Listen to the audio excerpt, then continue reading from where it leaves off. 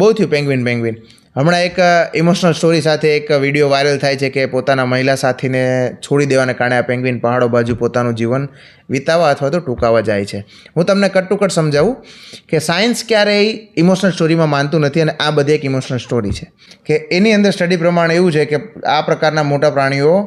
જ્યારે પોતાની navigation system કામ ઓછી કરતી હોય ત્યારે આવું બને છે, કારણ કે મોટા પ્રકારના પ્રાણીઓમાં નેવિગેશન સિસ્ટમ એ પ્રમાણે કામ કરતી હોય કે તે સૂર્યપ્રકાશ અને મેગ્નેટિક ફિલ્ડને અકોર્ડિંગ પોતાનો રસ્તો અને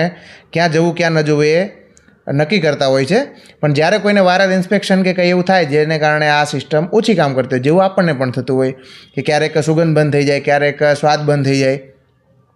એવું એ પેંગ્વિનમાં થયું હશે. એના કારણે તે પોતે પહાડ બાજુના રસ્તાને પાણી છે એવું માને છે અને તે પોતાને એ બાજુ સેફ જગ્યા છે એવું માને છે, એથી કરીને એ બાજુ જાય છે.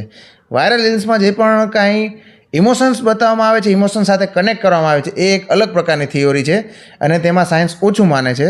પણ એમાં જે ઇમોશન્સની બધી વાત થાય છે રિલેટ ડાયરેક્ટ કરે છે હુમન શાહ.